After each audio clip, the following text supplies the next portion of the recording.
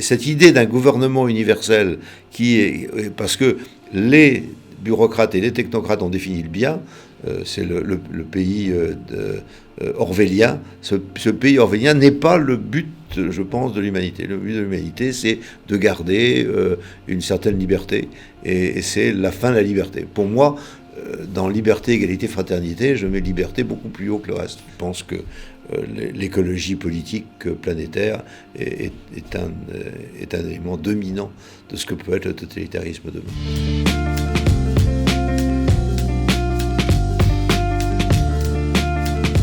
Bonjour à tous et bienvenue dans ce nouveau grand entretien. Avant de commencer, n'hésitez pas à aimer cette vidéo et à la partager si elle vous a intéressé. Et j'ai aucun doute sur le fait qu'elle vous intéressera, car aujourd'hui, on reçoit Loïc Le Floch Prigent. Bonjour. Bonjour. Alors, incompétence, trahison ou je m'en foutisme ? Ou ignorance. Ou ignorance. Pour les politiques qui mènent toute notre industrie nationale dans le mur. C'est ça. Oui. Je dirais plutôt ignorance.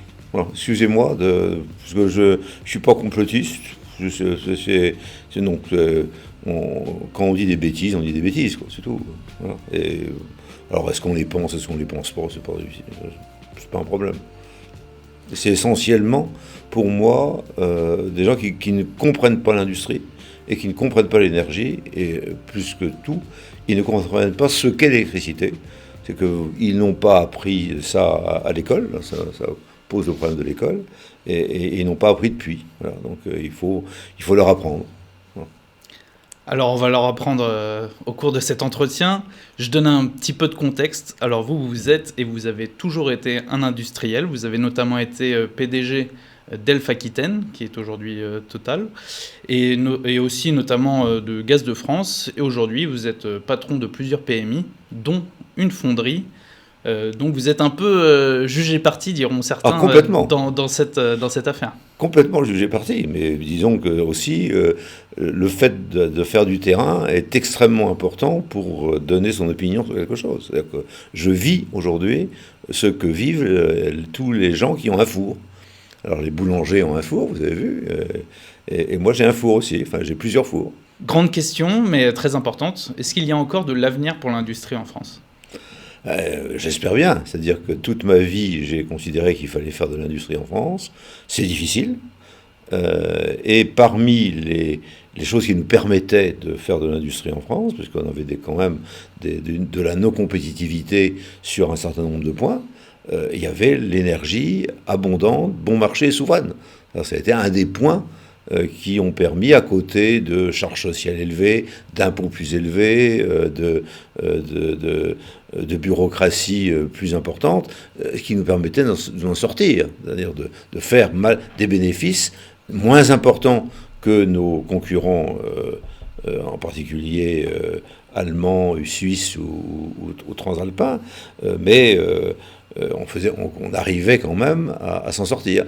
Là, il n'y a pas de doute que le coup de massue de l'énergie dans la zone où justement nous avions la possibilité d'avoir une énergie moins chère que les voisins est un coup très dur. Justement, ça fait un moment que le prix du gaz y monte, ça va faire 2-3 ans. Pourquoi le gouvernement a laissé pourrir la situation ? Je crois que, encore une fois, il y a de l'ignorance et puis il y a de l'idéologie. Alors, ignorance, c'est-à-dire que, et je pense qu'ils n'ont pas bien compris, lorsque le prix du gaz a augmenté, pourquoi il a augmenté. Donc, alors, ils ont continué à considérer que c'était pas trop grave, que nous étions finalement peu gaziers, parce que nous avons pris le choix du pétrole, nous avons pris le choix de nucléaire, nous avons pris le choix de l'hydraulique, enfin, nous avons pris un certain nombre de choix, et ça conduisait à ce que le gaz soit relativement faible dans l'addition énergétique des industries françaises, quelques pourcents. Mais donc ils n'ont pas vu venir, et il y a 2 ans et demi, ça a commencé à grimper. Alors pourquoi ça a commencé à grimper ? Parce que le gaz de schiste américain était exportable, et par conséquent les Américains voulaient que le prix du gaz augmente pour que ce soit rémunérateur, et parce que la demande de gaz augmentait, parce que le nombre d'éoliennes augmentait. C'est-à-dire qu'il y a une correspondance entre l'éolien qui fonctionne 25 à 30% du temps et puis le gaz qui doit fonctionner quand l'éolien ne marche pas. Donc plus on fait d'éolien, plus on a besoin de gaz. Et c'est ce qui est arrivé, bien sûr, à l'Allemagne. Alors l'Allemagne a considéré que on faisait de l'éolien et on mettait en avant l'éolien, mais pendant le même temps, il fallait qu'ils aient le gaz russe, et ils avaient le gaz russe à un bon prix. Et les Russes ont été agités par les Américains pour que le prix du gaz monte. Donc on a vu le prix du gaz monter, ce qui n'avait pas vraiment de difficulté pour nous. Qu'est-ce que vous voulez dire lorsque vous dites que les Russes ont été agités par les Américains ? C'est-à-dire que les États-Unis ont essayé d'empêcher Nord Stream 2 pendant un grand moment. Il y a eu des négociations avec les Russes pour qu'ils ne fassent pas tout de suite. Puis ensuite, on a dit, mais non, vous avez pas droit les derniers kilomètres, vous n'aurez pas le droit de les faire. Il y a eu tout ça. Ça a conduit les Russes à bien comprendre, Gazprom, qu'il fallait qu'ils augmentent le prix du gaz pour satisfaire les Américains, ce qu'ils ont fait. Donc le prix du gaz a augmenté. Alors ce que les Français n'ont pas vu, c'est que il y avait eu la création d'un marché d'électricité. Alors ça, ils n'ont pas compris toujours. Et cette création était artificielle, puisque l'électricité est un produit qui doit être consommé dès qu'il est produit. C'est un produit non stockable, et par conséquent, il n'y a pas de marché possible d'électricité. Il ne peut y avoir que de la régulation. Et la régulation était faite sur quoi ? Sur le fait que le dernier électron produit était celui qui conduisait au prix. C'était justement ma prochaine question, puisque vous étiez PDG de Gaz de France au moment des négociations autour de la création de ce marché européen de l'électricité. Pas au moment. J'étais contre l'idée qu'il y ait un marché d'électricité. Oui, justement, et vous étiez contre ce marché. Ce marché a été créé après que je sois président. Il n'a pas été créé pendant que j'étais président de Gaz de France. Ah, pardon, excusez-moi, je me suis trompé sur la chronologie, mais vous aviez en tout cas senti le j'ai lutté contre l'existence d'un marché, je continue à lutter contre l'idée que dans les monopoles structurels, que je comprends très bien, il y a un monopole structurel, comment combattre le monopole structurel qui conduirait à ce que le consommateur soit pénalisé. Très bien. Alors, les idéologues disent, on fait un marché. On peut faire un marché du gaz, effectivement. Et on voit qu'il y a un marché du gaz et qu'il restera un marché du gaz. Mais sur l'électricité, qui est un produit complètement différent, c'est-à-dire où il faut équilibrer à tout moment la consommation et la production, c'est impossible. Et donc, ce qui a été fait après moi, excusez-moi de vous le dire, c'est qu'en plus, on a indexé ce marché artificiel de l'électricité sur le dernier électron produit, qui forcément était un électron issu de centrale à gaz, puisque il fallait continuer à faire la base nucléaire, continuer à faire tout ce qui est possible dans l'ensemble de l'Europe, et puis à un moment, il y a une consommation plus importante, et c'est la centrale à gaz qui produit. Et cette centrale à gaz, à ce moment-là, produit très peu de temps et doit être alimentée tout de suite, mais elle fait quelques heures par an, et par conséquent, le prix de l'électron de la dernière centrale à gaz est prohibitif. C'est sur quoi nous sommes tombés, si je puis dire, lors des derniers événements. Alors, le fait d'être tombé là-dessus, c'est que, on a mal expliqué à l'ensemble de la population comment le prix du gaz se faisait, comment la concurrence avait été faite au détriment de la France, parce que nous ne sommes pas adaptés, nous sommes beaucoup moins adaptés que les autres à ça, parce que nous n'avons pas la centrale à gaz finale. Donc la centrale à gaz, elle est forcément allemande. Et donc on s'est retrouvé dans la panade.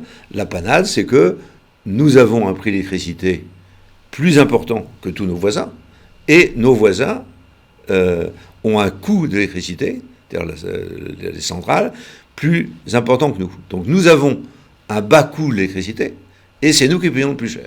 Hein, c'est ça la contradiction dans laquelle on est, contradiction qu'il faut peut-être expliquer aux auditeurs, mais c'est le point final de notre affaire, c'est que si jamais nous ne revenons pas sur ce sujet, qui est le sujet fondamental, qui est on a un bas coût, par conséquent nous devons avoir aussi un bas prix, si nous ne revenons pas là-dessus, effectivement, notre industrie, dans l'ensemble, sera dans les difficultés, en particulier les fonderies. Et vous avez très bien fait de dire que j'ai une fonderie, par conséquent, je vois bien que lorsque aujourd'hui j'ai des compétiteurs qui paient l'électricité 6 fois moins que moi, ben je suis moins compétitif qu'eux. Parce que l'activité de fonderie, c'est mettre de l'argent et de l'énergie pour fondre les lingots, et que si je paye extrêmement cher l'électricité, je suis en difficulté financière, alors que les autres font des bénéfices. Alors on a consacré une vidéo justement au décryptage du marché de l'électricité, donc j'encourage les internautes à aller la consulter, on la mettra en commentaire, enfin en description. Qui a décidé de mettre en place cet alignement des prix, cette théorie marginaliste sur le prix du gaz, et pourquoi ? Le marché électricité, on a commencé à en parler dans les années 2000.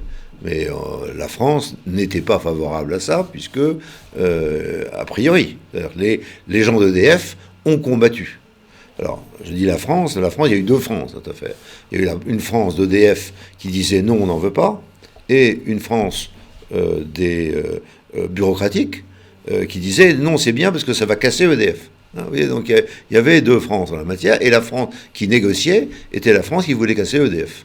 Donc on était sans arrêt aux prises avec les fonctionnaires qui partaient à Bruxelles et qui avaient envie de casser EDF et qui étaient contents de la façon dont les choses se faisaient, et les ingénieurs, je caricature un peu, hein, l'ingénieur qui disait non, il ne faut pas le faire. Et lorsqu'il y a eu la crise financière de 2008, pour sortir de la crise, les gens de la Commission et un certain nombre de bureaucrates français ont dit c'est parce que nous n'avons pas suffisamment libéralisé le marché de l'électricité et d'une façon générale, les marchés, que nous sommes dans cette difficulté. Et donc, il y a eu une poussée libérale pour sortir de la crise de 2008. Parmi cette crise libérale, il y a eu l'électricité. Vous, les Français, vous n'avez pas obéi aux lois édictées par la Commission. Hein, nous n'avons pas fait le travail. Vous n'avez pas scindé les EDF en trois. On vous a demandé de scinder d'une part la production, d'autre part la distribution et enfin le transport. Vous n'avez pas fait. Vous faites des filiales, mais enfin tout ça, c'est pas vrai. Vous continuez à garder le socle EDF. Vous n'avez pas fait ça. Et par ailleurs, vous n'avez pas voulu qu'il y ait un véritable marché d'électricité, c'est-à-dire que vous n'encouragez pas la production de l'électricité, la production des énergies renouvelables et la production d'autres producteurs. Et en 2010, donc c'est sous Sarkozy, puisque la Commission dit je vais vous infliger une amende de 20 milliards parce que vous n'avez pas fait ce que vous aviez promis de faire.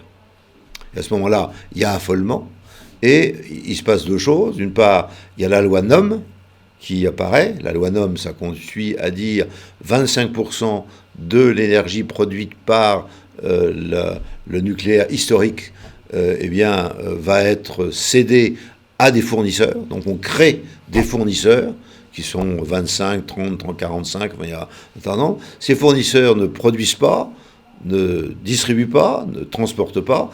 Ils prennent simplement l'électricité pas chère au prix coûtant à EDF et vont la revendre à des clients. Voilà. Donc on va prendre des clients. Au cours de mon décryptage, lorsque je mentionnais ces entreprises privées, j'étais un peu sous le coup de la colère parce que d'un côté, je connaissais certains trucs du marché de l'électricité, de l'autre, j'ai découvert ça, le dispositif ARENH, et sous le coup de la colère, j'avais marqué que c'était des parasites. Oui. Et après, quand je me suis relu, je me dis, c'est peut-être un peu excessif. Vous pensez quoi de ce mot ? C'est le mot que j'emploie. En privé, j'emploie encore un autre mot plus dur, mais il n'y a pas de problème. C'est des parasites, c'est-à-dire ils ne servent à rien. Ils ne servent à rien, ils ont été créés pour ne servir à rien et pour afficher l'existence d'un marché sur un produit qui n'accepte pas le marché. Donc ça ne sert à rien. Mais de toute façon, aujourd'hui, là, je vous parle, moi je paie 600 € le mégawattheure et le prix de gros, le prix au marché de gros, c'est 200 aujourd'hui. Donc il y a les gens qui me vendent, et ben ils prennent 400 €, c'est pas moi qui les prends. Donc le fait que le prix de l'électricité à certains moments soit plus bas que le marché ne me profite pas, profite à ses fournisseurs. Et je dis ça, c'est parfaitement injuste, parce que ça me met en situation de compétitivité, et je ne vois pas en quoi le travail qui a été fait mérite un salaire aussi important. Donc je dis non, ça ne va pas. Donc il faut non seulement arriver à stopper l'existence de ces fournisseurs, qui ont été créés à cette occasion, en 2010, mais il faut aussi qu'on déchire les contrats correspondants, parce que moi je suis sous contrat, et je suis obligé d'avoir un contrat. C'est-à-dire qu'on m'a dit, si vous n'avez pas de contrat, vous n'avez pas d'électricité. Bon. Mais en même temps, on me disait, le président de la République, à la fin de l'été, surtout signez pas les contrats, ils sont trop chers. Et puis de l'autre côté, la régulatrice, Mme Vargon, disait, si vous n'avez pas de contrat, vous ne pouvez pas avoir l'électricité. Vous voyez, alors bon, à la fin, on signe les contrats à 600. Et puis maintenant, on s'aperçoit qu'effectivement, le prix de l'électricité a baissé pour des tas de raisons sur lesquelles on peut revenir. Mais disons mais il peut remonter aussi. Donc, il faut simplement que le prix que nous pouvons avoir en tant qu'industriel reflète le coût. Et ça, c'est avec une régulation que ça marche, mais pas cette régulation-là, puisque cette régulation-là essaie d'inventer un marché dans un produit qui ne supporte pas l'existence d'un marché. Donc on a fait quelque chose d'artificiel qui bénéficie à des gens, j'ai pas envie de connaître, mais qui ne bénéficie pas à moi lorsque le coût est bas.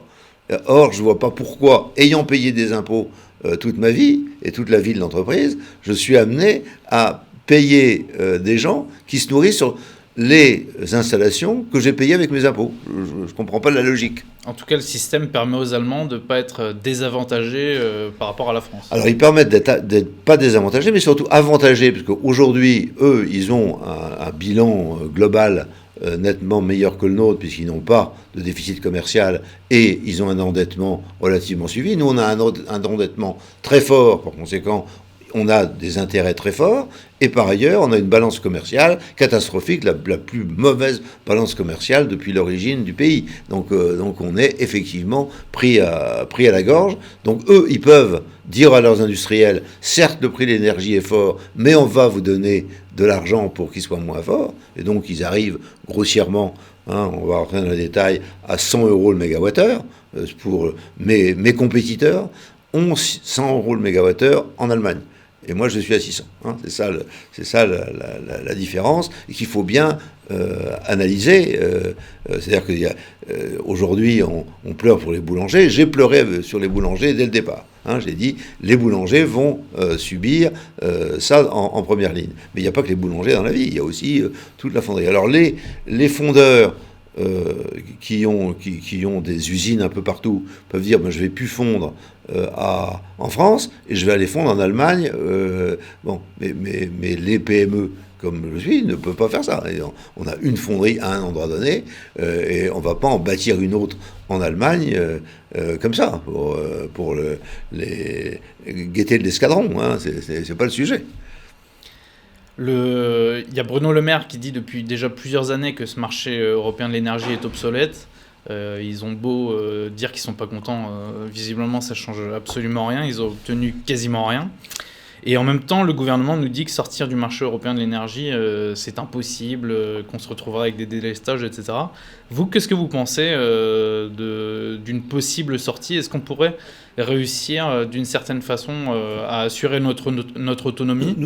Ou est-ce que, effectivement, comme dit le gouvernement, ce serait carrément impossible ? Je suis complètement opposé à l'idée qu'on ne puisse rien faire. Mais d'une façon générale. C'est-à-dire qu'on va dire, voilà, je suis dans une situation impossible, il n'y a rien à faire. Bon, il y a toujours quelque chose à faire. Et ce qui est à faire, c'est de revenir sur l'idée qu'il existe un marché de l'électricité. Ça, il se trouve qu'hier, Monsieur Geoffroy de Bézieux, avec Monsieur Langlais à l'antenne, a dit ben oui, le marché de l'électricité n'existe pas. Bon, c'est intéressant. Il n'existe pas de marché. Je suis content de le savoir. Je suis content surtout que le MEDEF commence à venir sur des positions raisonnables. Bon. Alors, il n'y a pas de marché d'électricité. Alors, comment on fait? On fait, c'est simple.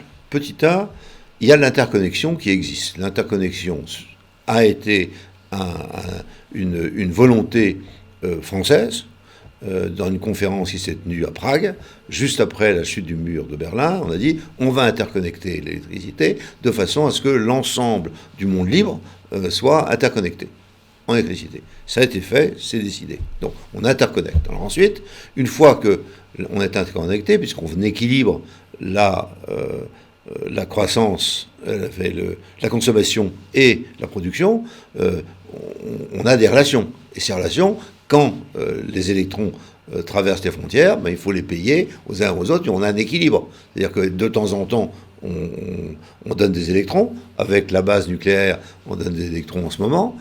Et puis, à d'autres moments, la base nucléaire ne suffit pas avec l'hydraulique, etc. Et on met des électrons ailleurs. Donc il y a un équilibre, et cet équilibre doit se faire à un certain prix.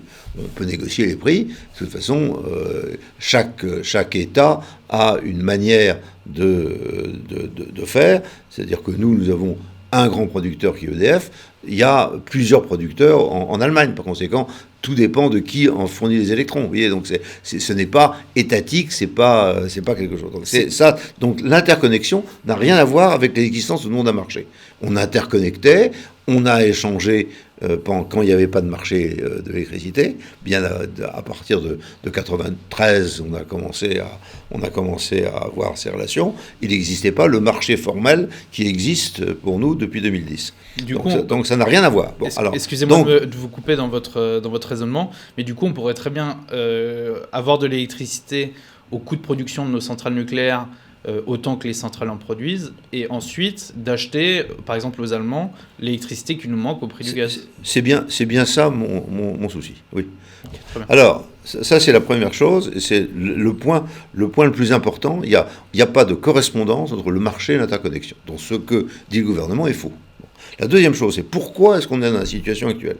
On est dans la situation actuelle parce que lorsque la commission s'est saisie de ce dossier, elle a dit « Attention, vous êtes l'électricité intermittente, c'est-à-dire l'électricité des éoliennes et du solaire, intermittente, elle est prioritaire sur le réseau. Donc quand l'éolien et le solaire donnent à plein, il faut que vous arrêtiez le reste parce que c'est prioritaire sur le réseau. » Alors ça, c'est très pénalisant pour nous. C'est pas pénalisant pour l'Allemagne, puisque l'Allemagne a des centrales à charbon et des centrales à gaz. Alors, ils n'ont pas de problème. Nous, par contre, nous avons un nucléaire qui fonctionne en base, et nous avons intérêt, nous, à ne pas faire jouer au yo-yo avec nos centrales nucléaires. Un intérêt économique, c'est-à-dire qu'il faut qu'on arrive à ce que les centrales fonctionnent correctement à un prix normal. Ok, ce prix normal est faible, et un intérêt technique, c'est-à-dire que jouer au yo-yo avec les centrales nucléaires, c'est pas bon pour la longévité des centrales. Donc nous ne sommes pas sur cette ligne, mais on nous a imposé cette ligne qu'on n'aurait pas dû accepter. Alors pendant un certain temps, on a trouvé ça marrant, parce que comme on n'avait pas d'éoliennes, eux ils avaient des éoliennes, ils étaient surabondants en électricité, et ils nous envoyaient l'électricité à prix négatif. Donc on recevait une électricité et nous payait en plus. Alors on trouvait ça drôle. Bon, mais maintenant c'est beaucoup moins drôle parce que nous avons beaucoup d'éoliennes et par conséquent, quand il y a du vent chez eux, il y a du vent chez nous et il faut qu'on arrête les centrales. Donc on arrête une ou deux centrales qu'on va faire redémarrer ensuite, centrales nucléaires. Et ça, c'est pas bon pour l'économie encore et pour la technique. C'est ça le dispositif dans lequel nous sommes. Mais nous sommes potentiellement exportateurs d'électricité et importateurs d'électricité, et on a un équilibre, et ça, il faut fixer les règles de l'équilibre. Mais ça, c'est la régulation, c'est pas le marché, il n'y a pas de marché. On a des rapports avec des gens, et je crois qu'il faut que les gouvernants, nos gouvernants, comprennent ce qu'est l'électricité. C'est là que je reviens à l'ignorance, c'est-à-dire que le fait d'avoir des électrons non stockables qui sont produits est l'essentiel de la différence avec le gaz, avec le pétrole, avec l'hydraulique, etc. C'est-à-dire que nous sommes dans une autre atmosphère. Et par ailleurs, les éoliennes et le solaire, parce que les gouvernants disent, voilà, j'ai fait une centrale éolienne et par conséquent, je sers 750 000 foyers, c'est ce qui a été dit à Saint-Nazaire. On ne sert pas 750 000 foyers avec les éoliennes de Saint-Nazaire. Parce que c'est une énergie intermittente. C'est une énergie intermittente, par conséquent, lorsqu'elle fonctionne, on sert, y compris peut-être l'Allemagne, hein, et lorsque ça ne fonctionne pas, il faut bien qu'il y ait autre chose qui soit là. Donc le fait d'avoir la verbalisation de cette nature, de verbalisation, stockage électrique, on stocke l'électricité. Non, on ne stocke jamais l'électricité, c'est pas vrai. Et on transforme les produits. Dans une batterie, vous ne stockez pas l'électricité. Vous prenez un produit, vous le dopez, et ensuite vous retirez de ce produit quelque chose. Ça n'a rien à voir avec un stockage. Un stockage, c'est on met le gaz dans un réservoir souterrain, et on prend le gaz qu'on a mis, on a la même quantité de gaz à peu près qui sort de ce qu'elle a rentré. Quand on transforme les produits, il y a un rendement, et par conséquent, on retire de l'électricité qu'on a, du produit qu'on a dopé, très peu d'énergie. Et puis quelquefois, quand on ne prend pas l'énergie, il n'y a plus rien. C'est ce qui arrive aux batteries de voitures lorsque vous dites... On ne l'utilise pas pendant longtemps. On ne l'utilise pas pendant longtemps. Hein, on ne stocke pas l'électricité. Donc il faut revenir aux réalités de ce qu'est l'électricité, et il faut que nos gouvernants comprennent ce qu'est l'électricité, pour qu'ils comprennent qu'il n'existe pas de marché, qu'ils comprennent qu'il y a seulement de la régulation, et par conséquent, il y a de la part des industriels un travail de pédagogie à faire, travail de pédagogie visiblement n'a pas été fait par les instituteurs et par les professeurs. Il est peut-être temps de le faire aujourd'hui, et également pour les parlementaires, parce que les parlementaires ont voté la loi sur la multiplication d'éoliennes, en particulier d'éoliennes en mer. Ils ont manifestement tort. Si j'avais compris ce qu'est l'électricité, il serait aperçu que c'était une erreur de faire ça. Alors, petit intermède promotionnel, tout d'abord pour Merci. vous, Monsieur Le Floch-Prigent. Votre livre, Il ne faut pas se tromper, pour en finir avec les idées reçues sur l'énergie et l'industrie, c'est publié chez Elitel Éditions.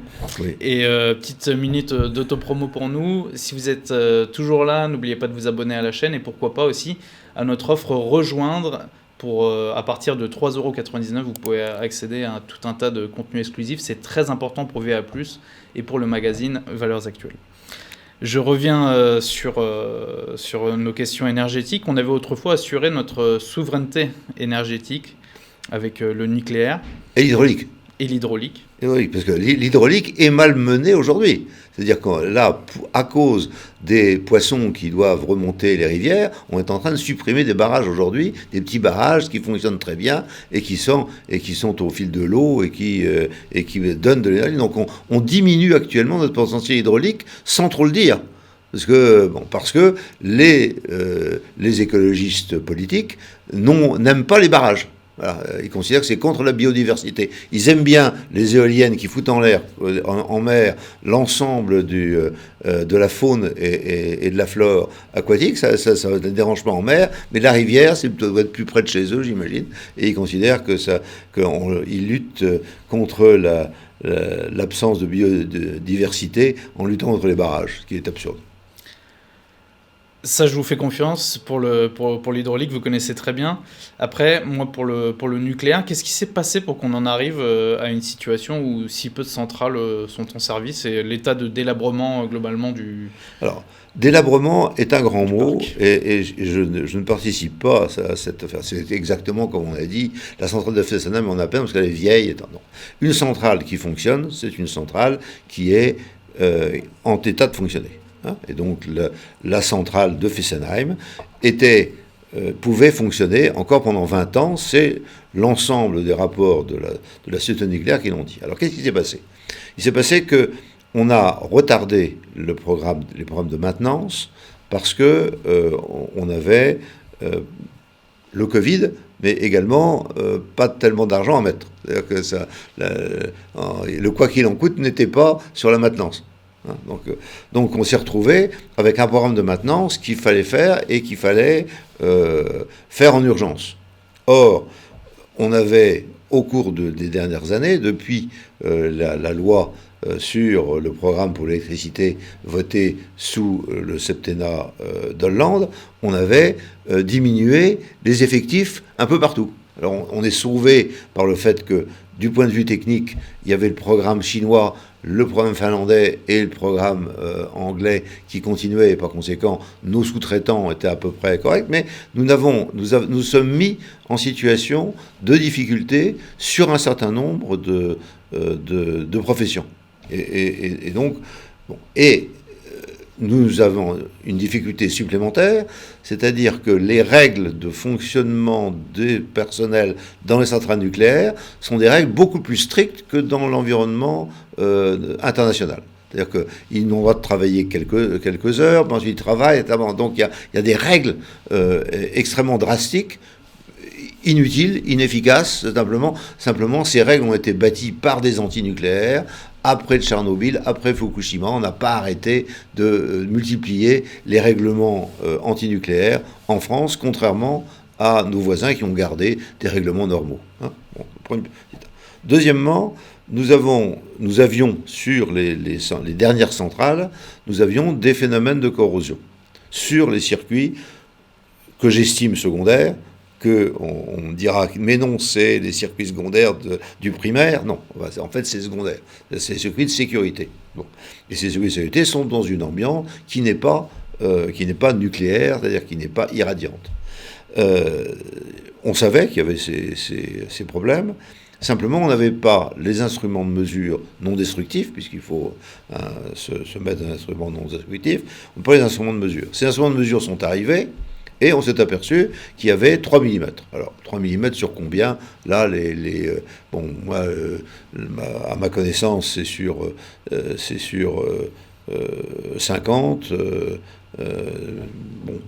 50 mm. Oui, 50 mm. Bon, d'autres disent, bon, peu importe. Bon. Et on a fait cette observation sur une centrale. Et la décision qui a été prise immédiatement, de principe de précaution, c'est de dire toutes les centrales du même type, on les arrête. Bon. Moi, je dis que ça met en faillite n'importe quel industriel. Si moi, industriel, quand j'ai 8 machines ou 10 machines pareilles, il y en a une où je vois un problème, si jamais j'arrête les 10 ensemble, je mets la clé sous la porte. C'est ce qu'on a fait.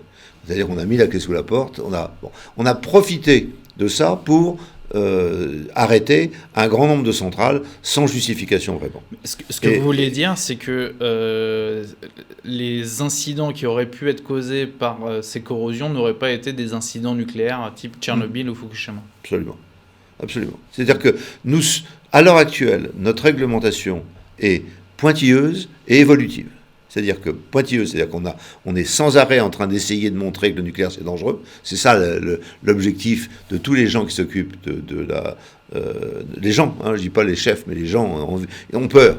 Tous les gens ont peur, hein, et par ailleurs, on applique des règlements que seuls les Français appliquent. C'est-à-dire, en d'autres termes, on dit les Français sont tellement fragiles qu'il faut avoir 3 ou 4 fois plus de règlements pour eux que pour les Chinois, que pour les Anglais, que pour les Finlandais, que pour les Américains, que pour les Russes, etc. Il faut vraiment... la fragilité du Français est terrible. Moi, je dis, les Français, c'est des humains comme les autres, on les traite. Donc, soit on a raison, et à ce moment-là, il faut que tous les autres adoptent les règlements. Soit on a tort, revenons aux règles internationales. Donc si on revient aux règles internationales, on n'aurait pas fermé l'ensemble de ces réacteurs. Bon, alors on a fermé tout ça ensemble, et il a fallu essayer de trouver des solutions pour aller vite, pour les remettre en état. Et là, on bute sur le manque de personnel, et la seule manière de faire a été de demander à des soudeurs en particulier américains de venir en renfort pour faire les soudures. Alors un soudeur, il faut faire attention, un soudeur pour les gens c'est un soudeur. Un soudeur c'est un soudeur. Le soudeur dans l'énergie nucléaire c'est 7 ans. C'est comme un médecin. Hein, donc on forme des soudeurs sur ça, et on commence à être un soudeur agréé au bout de 7 ans, et il faut mieux qu'il y ait 10 ans. Hein, bon.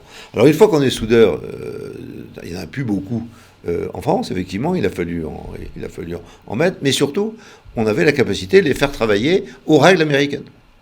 Et par conséquent, de les faire travailler plus. Hein, on aurait eu les soudeurs français, on en avait, si on avait pu les faire travailler avec les règles françaises, on aurait été plus vite. Mais on ne pouvait pas.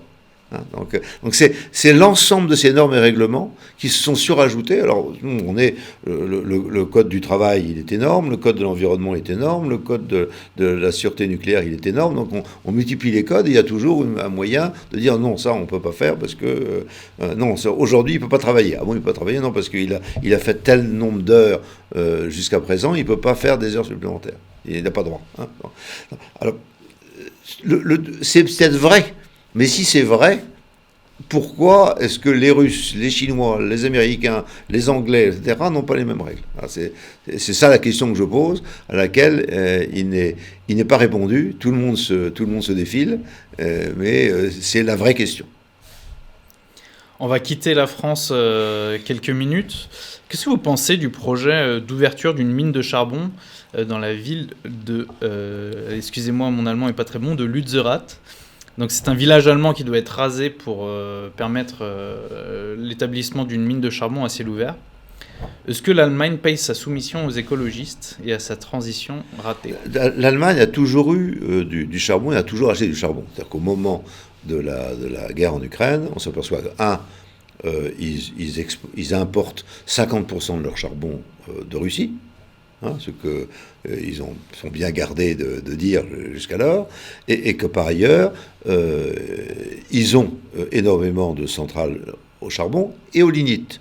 Hein, donc c'est un charbon pauvre qu'ils utilisent, qui affleure, et donc ce charbon suppose que périodiquement, on déplace les villages.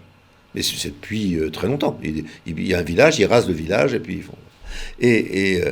Et il se trouve que là, je dirais que moi ça me fait hurler de rire, c'est-à-dire que c'est des écologistes qui combattent des écologistes, qui combattent des écologistes, qui combattent la ministre écologiste qui a décidé ça. C'est merveilleux. Alors, je voudrais que des écologistes attaquent les écologistes qui font des éoliennes en mer, qui attaquent le ministre de l'écologie qui les a décidées, qui attaquent... Ce serait merveilleux en France. Bon, en France, ça apparaît pas, mais en Allemagne, ça apparaît. Donc effectivement, c'était la mode de faire ça. Ça a toujours été le cas. Hein. On a toujours enlevé un village, on reconstruit un village, et on a dans l'endroit où il y a le lignite, ça a toujours été le cas. Donc ça fait 40 ou 50 ans que ça dure. Là, soudain, il y a des écologistes qui s'emparent de ce sujet. Mais on le connaît. Pour l'instant, ce sont les écologistes allemands qui ont décidé de faire ça.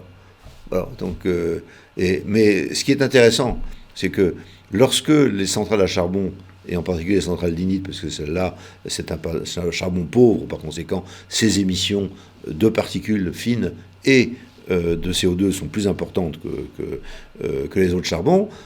Quand il y a vent d'Est, nous avons ça à Paris. C'est-à-dire que les particules fines de la mairie de Paris, c'est essentiellement les écologistes allemands qui nous les donnent. Hein. Et ils punissent les automobilistes modestes en leur interdisant de conduire certaines voitures à cause de ces particules-là. Notamment. Voilà, exactement. Vous l'avez dit, ce sont des moyens de production d'électricité qui font énormément de production de CO2, de particules fines, etc. Si l'Allemagne se réinvestit dans le charbon, c'est notamment à cause de l'augmentation du prix du gaz, qui est plus ou moins liée aux sanctions imposées envers la Russie. Est-ce que justement la guerre en Ukraine a mis en sommeil la lutte contre le réchauffement climatique et la pollution ? Écoutez, il est clair que les Allemands, comme l'ensemble des écologistes politiques, qu'ils soient français ou autres, ont menti sur l'existence d'une possibilité de ne faire que de l'énergie intermittente pour faire l'électricité. C'est un mensonge. Donc ce mensonge est apparu grâce aux sanctions qui ont été prises. Jusqu'alors, quand je le disais, ça fait quand même pas mal d'années que je le dis, personne ne m'entendait. Mais non, c'est pas vrai, tu exagères. Oui, ok, très bien. Bon, là, maintenant, on l'a vu. Donc ce sujet est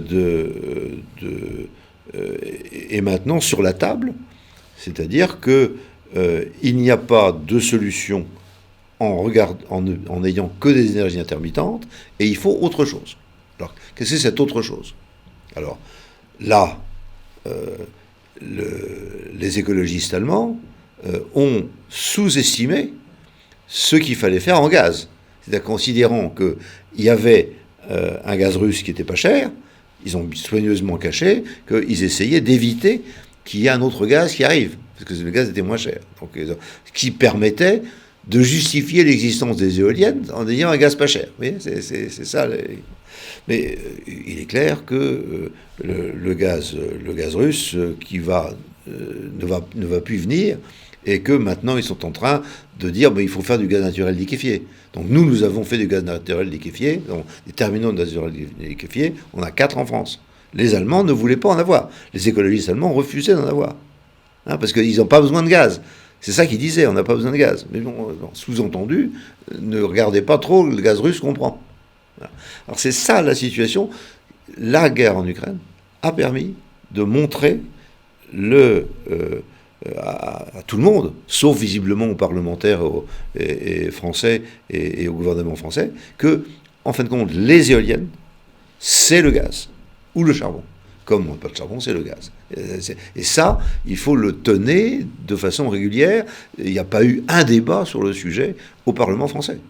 En disant, puisque vous augmentez les éoliennes en mer, vous allez augmenter la nécessité de centrales à gaz. On a dit, non, c'est complémentaire des centrales nucléaires. C'est pas vrai. La centrale nucléaire, c'est la base, et la base, il ne faut pas y toucher, pour les raisons que j'ai indiquées. Donc il faut, si jamais je fais plus d'éoliennes, il faut que je fasse des centrales à gaz. Et c'est ce que disent tous les gaziers. Ils disent, non, je suis dans l'éolien parce que la centrale éolienne a sa correspondance dans les centrales à gaz. Voilà.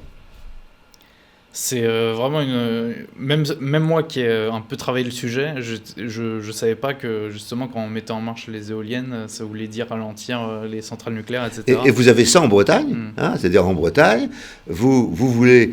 on dit, il faut absolument des centrales, des éoliennes, on a du vent, etc. Chez moi, et on fait une centrale au Cap Fréhel, au Cap d'Erquy, qui va fonctionner 20 à 25% du temps et encore.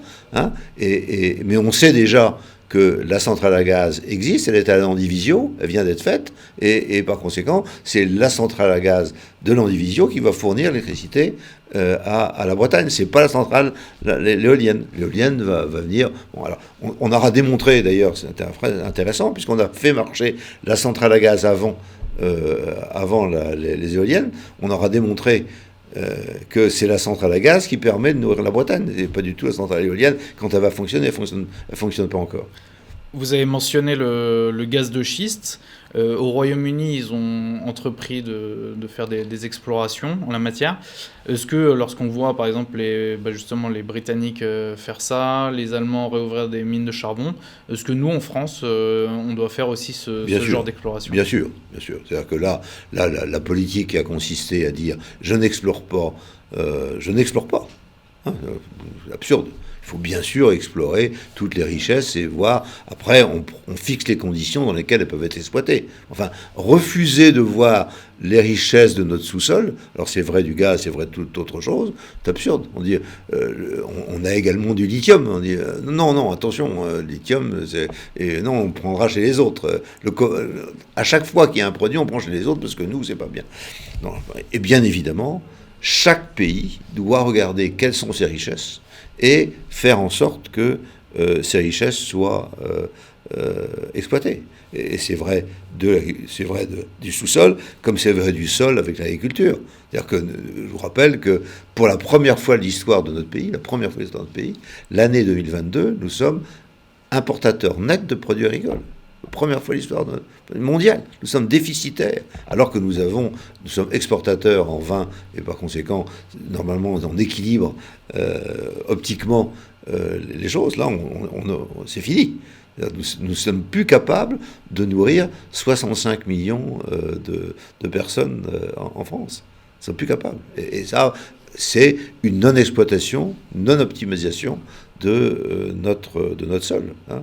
On vient de le voir avec les gens qui sont en train d'abattre les pommiers parce qu'on n'achète pas leurs pommes, parce que les pommes polonaises sont moins chères. Donc on voit bien qu'on est dans la situation où on est en train de ficher en l'air l'ensemble de notre production avec de l'idéologie plus que de la réalité.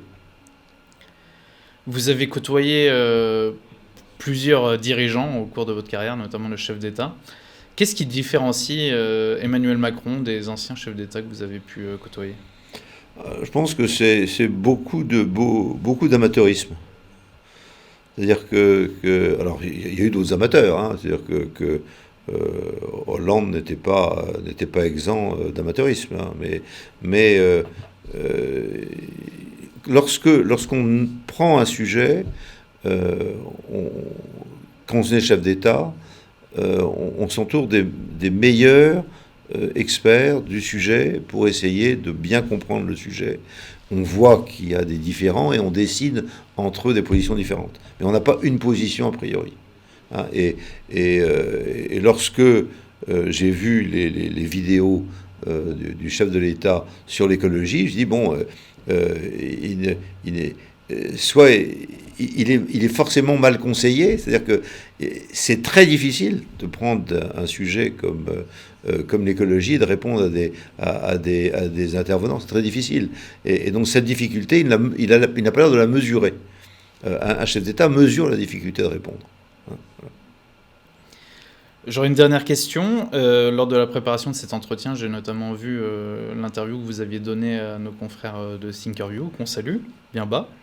Et vous avez dit quelque chose qui m'a fait un peu tiquer, et j'aimerais vous interroger là-dessus. Vous avez dit « Le gouvernement universel est l'espoir de tous les technocrates ».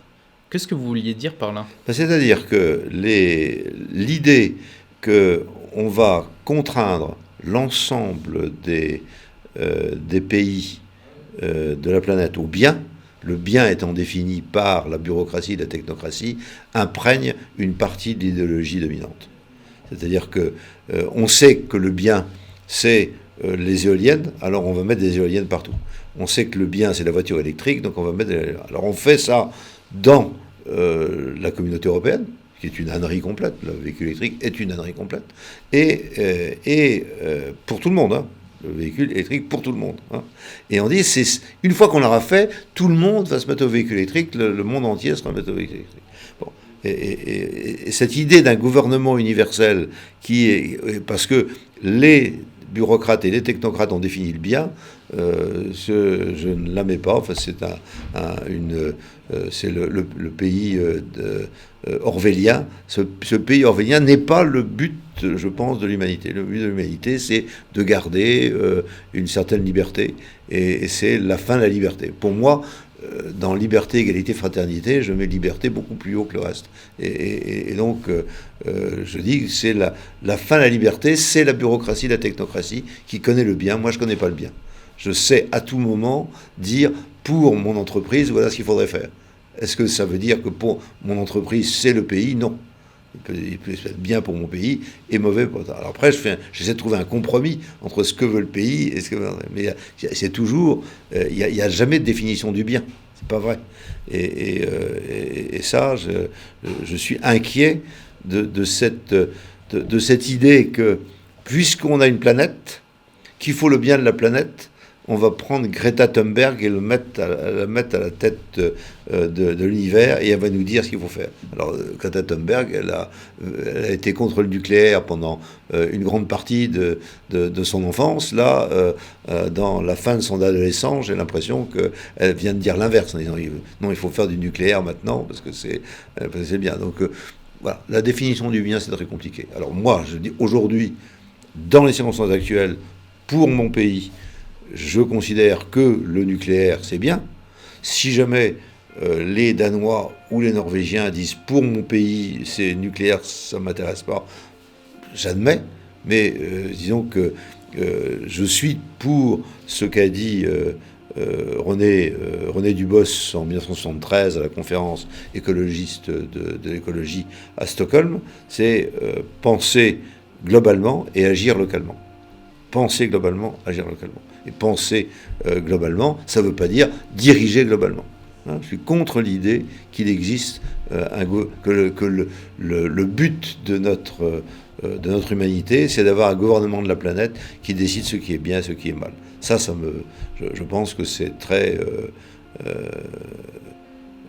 épouvantable comme principe, et ça me fait penser plus à des gouvernements totalitaires qu'à des gouvernements pour le peuple. Et donc, je suis d'une certaine façon anna-arendtien, c'est-à-dire que je regarde ce qu'est le totalitarisme, je vois les poussées totalitaristes toujours existantes, et parmi ces poussées totalitaristes, je pense que l'écologie politique planétaire est un élément dominant de ce que peut être le totalitarisme demain.